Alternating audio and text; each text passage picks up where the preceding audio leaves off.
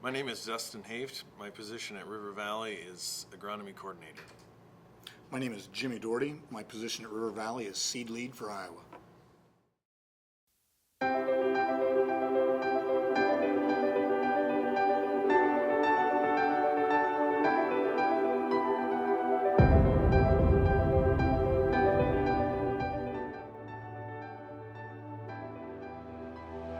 All right, so in the test plot scenario, we'll load each individual hybrid or variety into the planter, and then we'll run one pass with that hybrid or variety.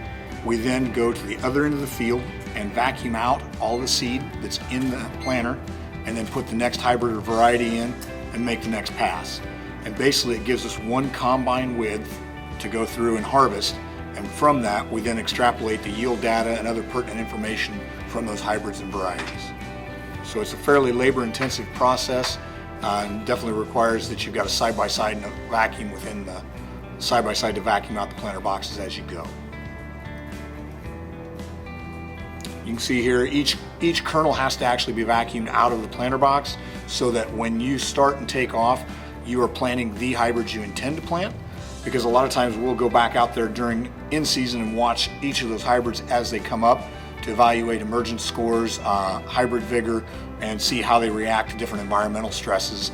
And we'll use that information as we then talk to growers one-on-one to place hybrids within their farming operations.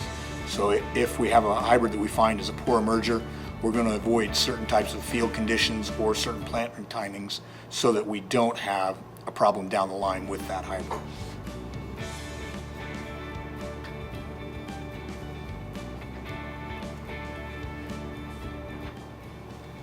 As you can see as well, it's really important that we get proper spacing and you're very precise as you plant this, because we definitely don't want too much space in between the rows as we come back with each hybrid. If you start to get too much space, that can actually affect your yield, and you can skew the scores that you're going to get with your yield data based on that. As you can see, we typically plant around 20 different varieties of corn and a comparable number of soybeans in each of these plots. We have 4 different companies that we typically evaluate at each one of these, and each one of those numbers will be evaluated based on scores we receive from the company as well as what we see in the field.